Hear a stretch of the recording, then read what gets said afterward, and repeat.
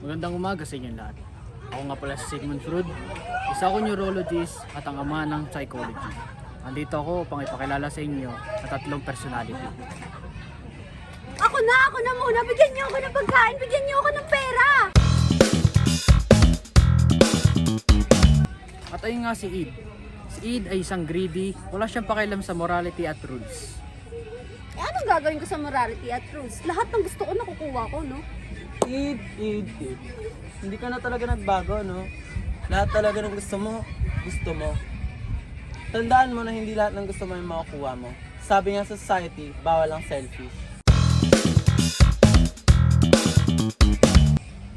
At ayun naman si Super Ego. Si Super Ego ay ang kabaligtaran ni Id. Kung si Id wala siyang pakialam sa morality at rules, si Super Ego, siya may paki siya sa lahat at siya ang may maalam sa lahat. Eh, anong gagawin ko? Eh, nagugutom nga ako eh. Hindi nga pwede. Pwede ba maghintay ka? Ayoko. Lahat nga ng gusto ko nakukuha ko, di ba? Hindi lahat ng gusto mo. Ano? Kayong dalawa na naman? Alam nyo, puro na lang kayo away. Wala ba kayong kasawaan?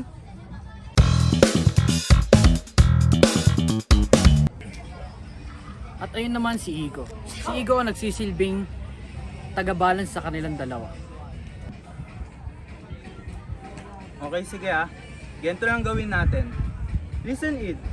Alam mo, di naman kasi lahat ng bagay pwede mong makuha eh. At saka, pagkain, hindi lahat pwede mong kainin. At ikaw naman, Super Ego. Masyado ka naman perfectionist dyan. Di naman kailangan ng action perfect. Kailangan sa atin, magkasundo tayo at maging balanse. Sige, magko-comprise tayo Pwede naman tayong kumain ng burgers. Pero isa lang okay? Okay ba yun sa inyo? Ayos burger, Basta healthy. Payag ako. Tanggalin yung fries. Ano ba? Ang boring mo naman. Bakit walang price? Kung pwede lang talaga mag-resign bilang ego eh. Ngayon alam nyo na. Ganito ang dynamics ng psyche natin. Si Id gusto niya ng instant gratification. Si Super Ego, hinahanap niya yung morality. At si Ego naman, siya yung nagsisilbing balanse sa dalawa. Basta ako gusto ko, masaya ako. Basta ako gusto ko palaging tama. Ako, gusto ko tahimik lang. At sa gulong ito, dito nyo makikita na paano magkaroon ng inner conflict ang isang tao. Teka. Kanina pa kasi ako dito nakikinig sa inyo. Ano ba mangyayari pag nag-away si Id at si Super Ego? Anong gagawin ni Ego? Sa ganyan, dyan natin matawag yung anxiety. Kung saan nahihirapan na si Ego pag ayusin si Super Ego at si Id. Sobrang dami na ng conflicts. Okay, sige. Salamat. Ha. Bakit? Ako ang pinaka-importante dito. Eh, anong ganap mo? Wala ka namang kwenta, di ba?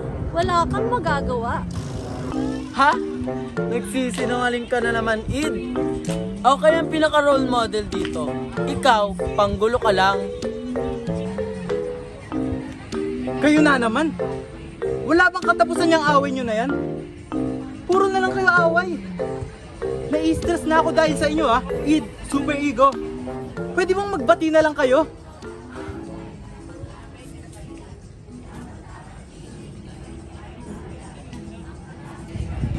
Ego. Ganyan talaga ang buhay, punong-puno ng conflicts. Laging magulo, minsan hindi mo maintindihan. Natural lang yan.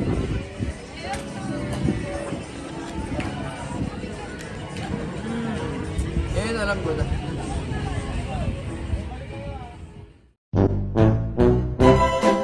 Kuha mo.